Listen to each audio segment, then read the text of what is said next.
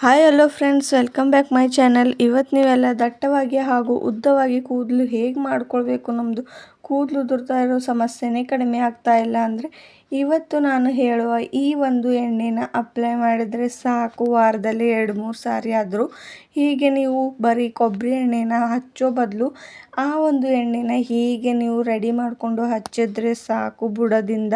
ನೀವು ಕೂಡ ಯೋಚನೆ ಮಾಡ್ತಿರ್ಬೋದು ಯಾವ ಎಣ್ಣೆ ಇದು ಹಾಗೂ ಯಾವ ಥರ ಈ ಒಂದು ಎಣ್ಣೆನ ರೆಡಿ ಮಾಡ್ಕೊಳ್ಬಹುದು ಅಂತ.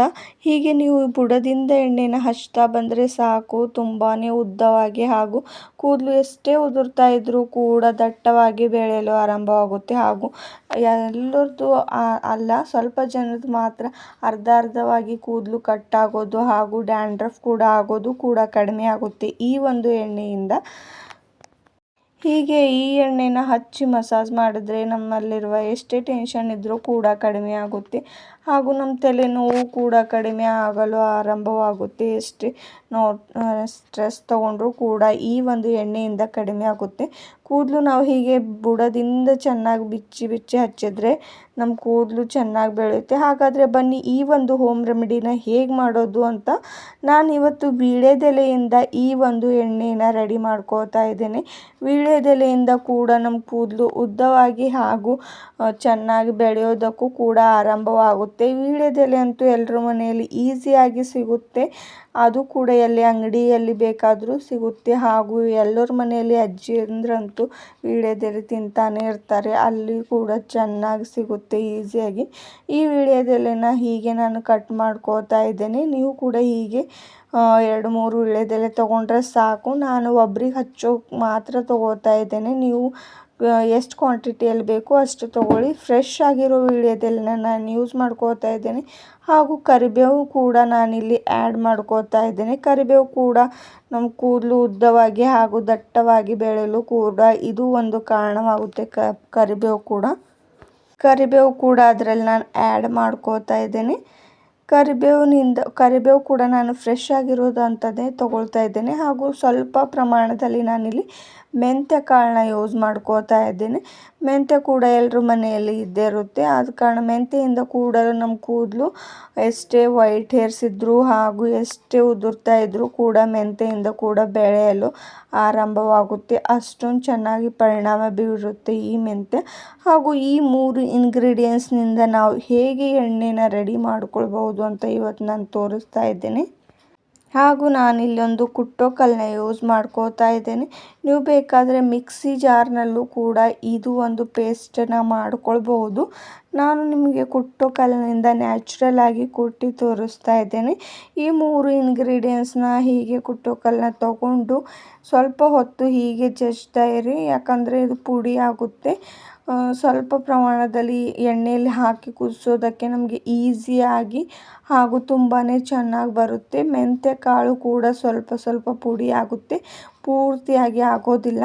ಹಾಗೂ ಇದು ಒಂದು ಚೆನ್ನಾಗಿ ಪೇಸ್ಟ್ ಆಗಿದೆ ನೋಡ್ಬೋದು ನೀವು ಕೂಡ.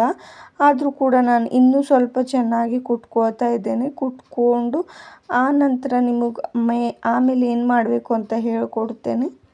ಅಷ್ಟು ಎಲ್ಲ ಚೆನ್ನಾಗಿ ಕುಟ್ಟಿದ ನಂತರ ನಾನಿಲ್ಲಿ ಒಂದು ಚಿಕ್ಕ ಪ್ಲೇಟಲ್ಲಿ ಇದನ್ನೆಲ್ಲ ತಕ್ಕೊಳ್ತಾ ಇದ್ದೇನೆ. ನೋಡ್ಬೋದು ಚೆನ್ನಾಗಿ ಪುಡಿ ಆಗಿದೆ ಅಂತ.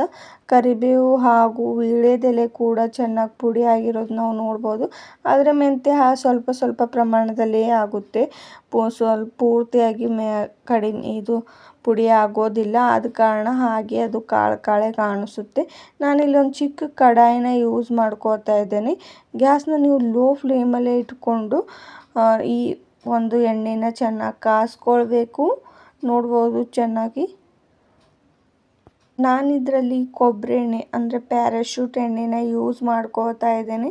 ಕೊಬ್ಬರಿ ಎಣ್ಣೆ ಕೂಡ ಜಾಸ್ತಿ ಕೆಮಿಕಲ್ ಇರೋದಿಲ್ಲ. ಆದ ಕಾರಣ ನಾನು ಕೊಬ್ಬರಿ ಎಣ್ಣೆನೇ ಯೂಸ್ ಮಾಡ್ತೀನಿ ಯಾವಾಗಲೂ.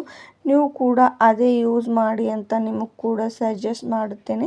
ಬೇಕಾದರೆ ನೀವು ಬೇರೆ ಎಣ್ಣೆ ಕೂಡ ಹಾಕ್ಕೊಂಡು ಹೀಗೆ ರೆಡಿ ಕೂಡ ಮಾಡ್ಕೊಳ್ಬಹುದು. ಎಣ್ಣೆ ಸ್ವಲ್ಪ ಹೊತ್ತು ಕಾದ ನಂತರ ಈ ಒಂದು ಪೇಸ್ಟ್ನ ಅದರೊಳಗೆ ಹಾಕ್ಕೊಳ್ಳಿ. ಎಣ್ಣೆಯಲ್ಲಿ ಅಷ್ಟು ಪೇಸ್ಟ್ನ ಹಾಕೊಂಡಿದ ನಂತರ ನಿಮಗೆ ನಾನು ತೋರಿಸ್ತೀನಿ ಎಣ್ಣೆ ಹೇಗೆ ಕಾಣಿಸುತ್ತೆ ಅಂತ.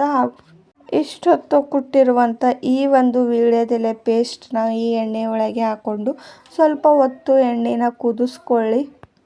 ಈಗ ಸ್ವಲ್ಪ ಹೊತ್ತು ಈ ಒಂದು ವೀಳ್ಯದೆಲೆ ಪೇಸ್ಟ್ನ ಹಾಕಿದ್ರೆ ಸಾಕು, ಚೆನ್ನಾಗಿ ಎಣ್ಣೆ ಕೂಡ ಕುದ್ದು ಬರುತ್ತೆ ಹಾಗೂ ಇದ್ರ ಸ್ಮೆಲ್ ಕೂಡ ಚೆನ್ನಾಗಿ ಬರುತ್ತೆ.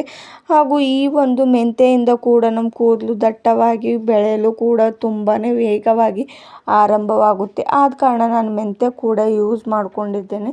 ನೋಡ್ಬೋದು ಎಷ್ಟು ಹಚ್ಚ ಹಸಿರಾಗಿ ಈ ಎಣ್ಣೆ ಕೂಡ ತನ್ನ ವೀಳ್ಯದೆಲೆಯ ಎಲ್ಲ ಕಲರ್ ಕೂಡ ಈ ಎಣ್ಣೆಯಲ್ಲಿ ಬಿಟ್ಟಿರೋದು ನೀವು ಕಾಣ್ಬೋದು. ಹಾಗೂ ಈ ಒಂದು ಎಣ್ಣೆನ ಚಿಕ್ಕ ಮಕ್ಕಳಿಗೂ ಹಚ್ಚಿದ್ರೆ ಸಾಕು, ಚಿಕ್ಕವರಿದ್ದಾಗಲಿಂದಲೇ ಕೂದಲು ಉದುರೋ ಸಮಸ್ಯೆ ಕೂಡ ಕಡಿಮೆ ಆಗುತ್ತೆ ಹಾಗೂ ದಟ್ಟವಾಗಿ ವೇಗವಾಗಿ ಕೂಡ ಈ ಒಂದು ಕೂದಲು ಬೆಳೆಯೋ ಸಮಸ್ಯೆ ಕೂಡ ಕಡಿಮೆ ಆಗುತ್ತೆ. ಜಾಸ್ತಿ ಪ್ರಮಾಣದಲ್ಲಿ ಕೂದಲು ಕೂಡ ಬೆಳೆಯುತ್ತೆ. ನೋಡ್ಬೋದು ಚಿಕ್ಕ ಮಕ್ಕಳಿಗೂ ಕೂಡ ಹಚ್ಚಿ ಹೀಗೆ ಮಸಾಜ್ ಮಾಡಿದರೆ ಸಾಕು, ವಾರದಲ್ಲಿ 2-3 ಸಾರಿ ಅವರಿಗೂ ಕೂಡ ಚೆನ್ನಾಗಿ ಕೂದಲು ಬರಲು ಆರಂಭವಾಗುತ್ತೆ. ಕೂದಲು ಯಾರಿಗೆ ಜಾಸ್ತಿ ಪ್ರಮಾಣದಲ್ಲಿ ಉದುರ್ತಾ ಇದೆ ಅವರು ಕೂಡ ಈ ಒಂದು ಎಣ್ಣೆನ ಅಪ್ಲೈ ಮಾಡ್ಕೊಳ್ಬಹುದು. ನಾನಿಲ್ಲಿ ಒಂದು ಬೌಲ್ನ ಯೂಸ್ ಮಾಡ್ಕೋತಾ ಇದ್ದೇನೆ. ಚಿಕ್ಕ ಬಟ್ಟಲನ್ನ ತಗೊಂಡು ಹೀಗೆ ಒಂದು ಶೋಧಿಸೋ ಜಾರಿನ ತಗೊಂಡು ಅದರೊಳಗೆ ಈ ಎಣ್ಣೆ ಎಲ್ಲವನ್ನು ಶೋಧಿಸ್ಕೊಳ್ಳಿ. ಯಾಕಂದರೆ ಈ ಮೆಂತೆ ಕಾಳು ತುಂಬ ಹಾಗೆ ಹಚ್ಚಬೇಡ್ರಿ. ಹಚ್ಚಿದ್ರೆ ನಮ್ಮ ತಲೆಯಲ್ಲಿ ಎಲ್ಲ ಈ ಒಂದು ಪೇಸ್ಟ್ ಹಾಗೆ ಉಳ್ಕೊಳ್ಳುತ್ತೆ. ಆದ ಕಾರಣ ಹೀಗೆ ಚೆನ್ನಾಗಿ ಶೋಧಿಸ್ಕೊಳ್ಳಿ. ಹಾಗೂ ಇದ್ರ ಕಲರ್ ಕೂಡ ನೋಡ್ಬೋದು ನಾವು, ವೀಳ್ಯದೆಲೆ ಕಲರ್ ಎಲ್ಲ ಕೂಡ ಇದರಲ್ಲಿ ಬಿಟ್ಟಿರೋದು ಅಂತ. ಹಾಗೂ ಇದ್ರ ಸ್ಮೆಲ್ ಕೂಡ ತುಂಬಾ ಚೆನ್ನಾಗಿ ಬರುತ್ತೆ. ನೀವು ಹಚ್ಚಿದ್ರೆ ಹಚ್ಕೊಳ್ತಾನೆ ಇರಬೇಕು. ಹಾಗೆ ಸುಮ್ಮನೆ ಕೊಬ್ಬರಿ ಎಣ್ಣೆನ ಯೂಸ್ ಮಾಡ್ಕೊಳ್ಳೋ ಬದಲು ಹೀಗೂ ಕೂಡ ನೀವು ಯೂಸ್ ಮಾಡಿಕೊಂಡು ನಿಮ್ಮ ಕೂದಲನ್ನ ಚೆನ್ನಾಗಿ ದಟ್ಟವಾಗಿ ಹಾಗೂ ವೇಗವಾಗಿ ಬೆಳೆಯಲು ಆರಂಭವಾಗುತ್ತೆ. ಹಾಗೂ ಎಷ್ಟೇ ಕೂದಲು ಉದುರ್ತಾ ಇದ್ದರೂ ಕೂಡ ಅದು ಸಮಸ್ಯೆ ಕೂಡ ಚೆನ್ನಾಗಿ ಪರಿಹಾರವಾಗುತ್ತೆ. ನೋಡ್ಬೋದು ಎಷ್ಟು ಚೆನ್ನಾಗಿ ಕೂದಲು ಬಿಟ್ಟಿರೋದು, ಕಲರ್ ಬಿಟ್ಟಿರೋದು ಅಂತ.